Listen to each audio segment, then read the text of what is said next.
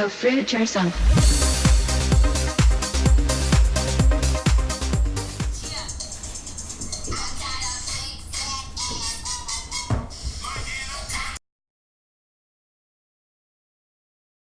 Good morning, fruit bats. So we're here for breakfast, and don't you love these bowls? I love these melon bowls. They're very, very cool. They're good quality too. And this is a cantaloupe bowl. Trisha, you'd like this one. I know you like your cantaloupe. And we've got bananas here. And you know, I say bananas sometimes because I like it. I like having a bit of fun. I actually like how Americans say bananas. So hey, give me a break. And these bananas are ripe, okay? I mean, that might look disgusting and off to a lot of you, but these are actually ripe. This one's a little bit fermented, so I cut that out. But yeah, I've got about like 6 bananas here, and we've got some dates. Here's the dates. These are fairly fresh ones, but even if yours aren't fresh, it doesn't matter if they're a bit dry. You just chuck them in the blender, put a bunch of water in there, you can soak them, and they're gonna become nice and juicy and yummy. So this is what I'm gonna have today. I'm gonna mix these together, and I might have some drops in there as well. So let's put it in the blender. Okay, so now we have cinnamon drops. These are seriously yummy, very, very yummy. I'm gonna mix them up in this mix here, bananas and dates, and I got some coconut sugar. This is caramel, so, so good. That's gonna be good in that mix. And the reason I say ripe bananas is because you don't wanna eat unripe bananas because of the starch factor, because they're starchy, and when they become ripe, the starch turns into sugar. And that is so, so super healthy for you. That is the fruit saying, eat me now, eat me, take me now, ravish me. I am ready, okay? So it may look disgusting on the outside or whatever, but that is actually the healthy way to eat them. And then you're not gonna get this bloating, you're not gonna get constipation, and then you're not gonna blame the innocent banana for your stomach issues. So eat them ripe and spotty.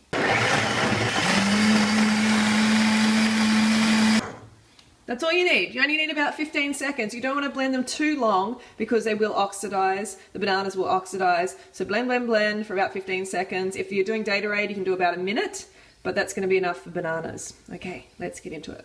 Let's try it.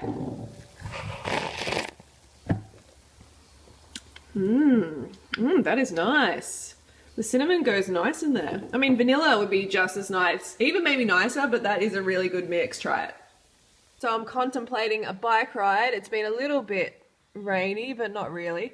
Who's that out there in the man cave? Turn that camera off, mate. What are you gonna do, huh? Give you permission to film me? You can beat up your little like mannequin there beside you. Take out your frustration on him. Yeah, I'll take your frustration.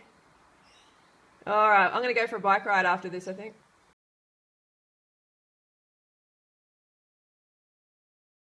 So Freelee, what's the deal?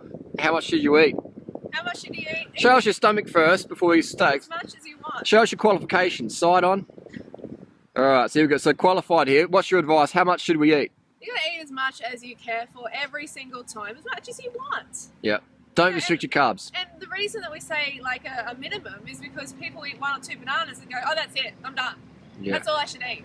And then they fall off this lifestyle before you know it, and they're back eating every other bit of crap they were before. That's it. So you gotta eat as much as you want. There's calorie freedom on this lifestyle. I'd say, love it. no, bingo. So eat as much as you want. Don't have to limit. Yeah, that's right.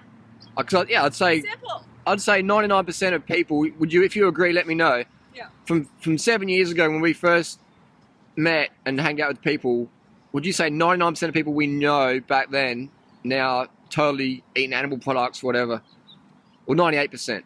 Well, of the people that we've kept in contact with. Yeah. Yeah, it seems to be a large percentage of people. Yeah. Yeah, it's unfortunate, and the ones who have listened to us, though, they're still on the path. Yeah, You know, getting good results. They carved up.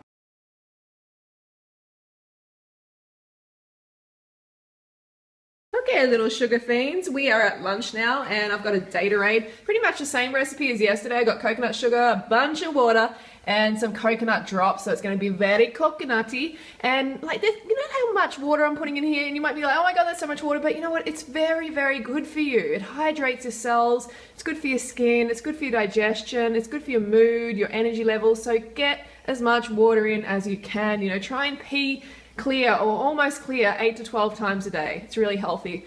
So Yeah, and also you might be like, oh, that's the same smoothie, you know, you must be so bored with what you eat. No, I am not bored at all because this food makes me feel and look my best. There's nothing boring about that, folks. That is exciting.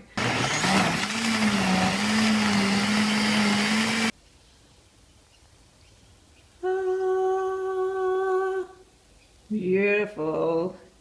This is looking good. Nearly overflowed, but let's try it. It's very, very nice, very satisfying. And you know what? I would love to be having mangoes, I love to be having figs, I love to be having stone fruit, but the reality is I'm here in Adelaide and it's winter and I just don't have those choices.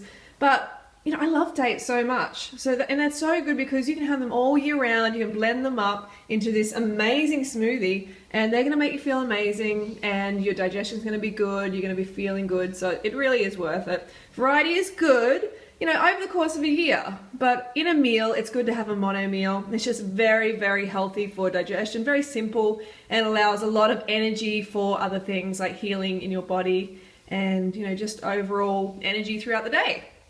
So let's pour her in. Don't spill it, don't spill it. Oh, there we go. Hey Freebats, so I just got back from a bike ride and having my smoothie, and I wanted to talk about Nicki Minaj's latest video, which sucks. Seriously, it must be one of the worst songs I've ever heard. I wouldn't even call it a song, you know, I'm all for creative expression and everything like that, but this is just a train wreck as far as I'm concerned, okay? I'm not gonna play the whole video, of course, but I wanna show you a section which I consider to be skinny shaming. I'm gonna watch it now, you can watch me watch it, or I might just put it up on the screen. I haven't decided yet, so here you go.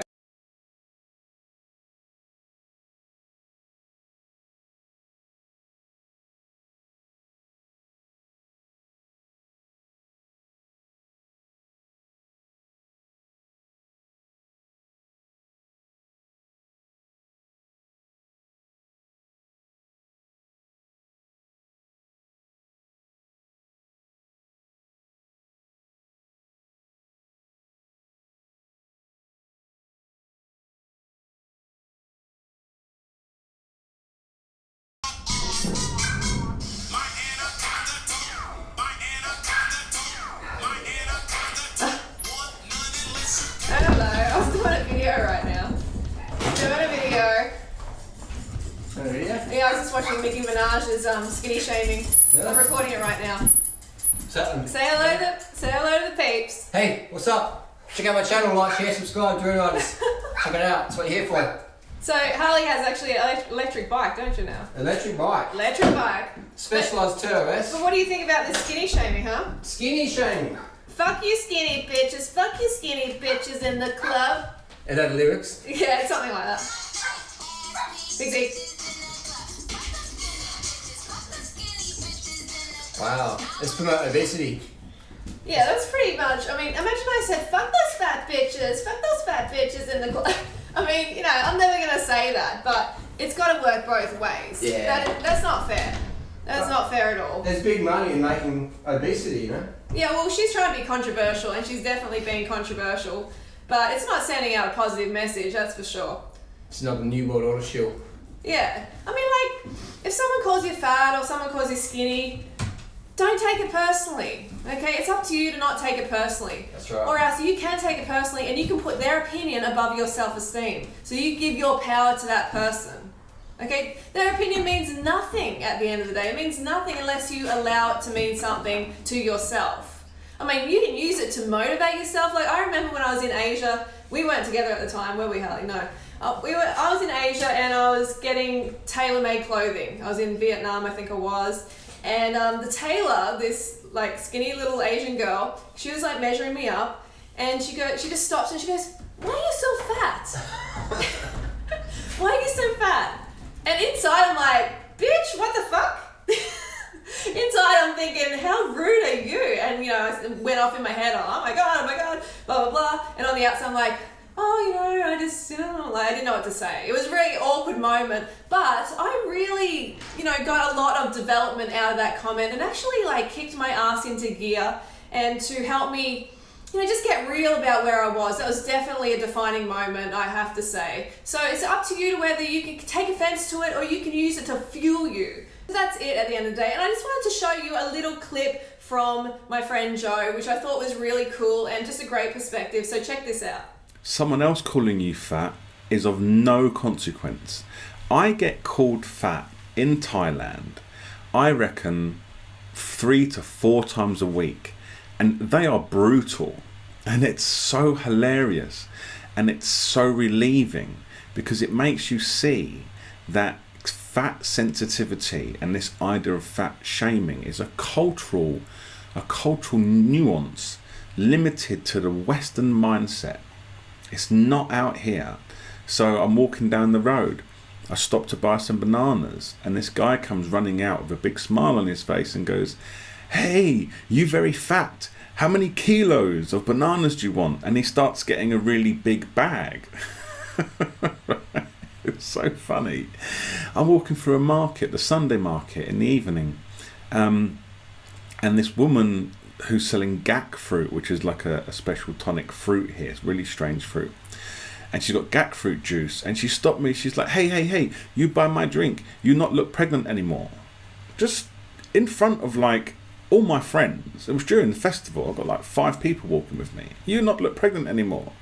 Another one, okay, I went on a date with this really nice girl, and I turn up and I'm walking towards her, and she's a tiny Thai thing, and I'm walking towards her, and she goes, oh, you're so fat and black. They don't give a fuck. You're so fat and black. Can you imagine if I went on a date with a girl in London and I turn up and she goes, "Oh, you're so fat and black"? It would just be like, what? So it just gets you to see that what other people think of you, so what? What other people say about you, so what? Fat shaming, you can only shame yourself. It's only possible to shame yourself inside, in your private moments, when you're on your own, that you fat shame yourself. So what a cool dude. Make sure you check out Joe's channel. I'll put a link in the description below.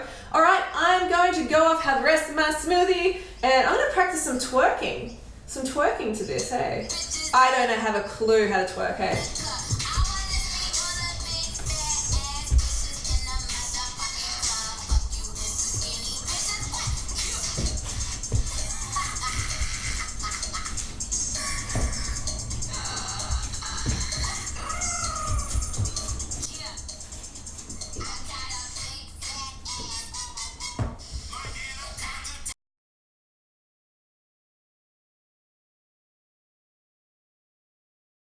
So for Trish and her fishies, I wanted to show you the pizzas that you can have. You can have low-fat vegan pizzas like these ones. These are gluten-free base. There's so many places that make them now. You know, you've just got to really, just do your research a little bit. And there's no sacrifice on flavor, on taste. Trust me, they are really, really good. I might have this once a week or once every couple of weeks. And you don't have to restrict your calories with them. You can have as much pizza as you want. I would have 2 to 3 pizzas in one go. And I could definitely have it more often if I wanted. It's not going to make me fat or anything like that, but I choose to have things like potatoes and rice and corn pasta over pizza. So ask for less salt and choose the low-fat vegan option. Okay, fruit bats, so don't forget to go fruit or root yourself and carb the fuck up, and I will see you tomorrow. Could love drive you to fly? Could hope be the only way? And would it be a crazy question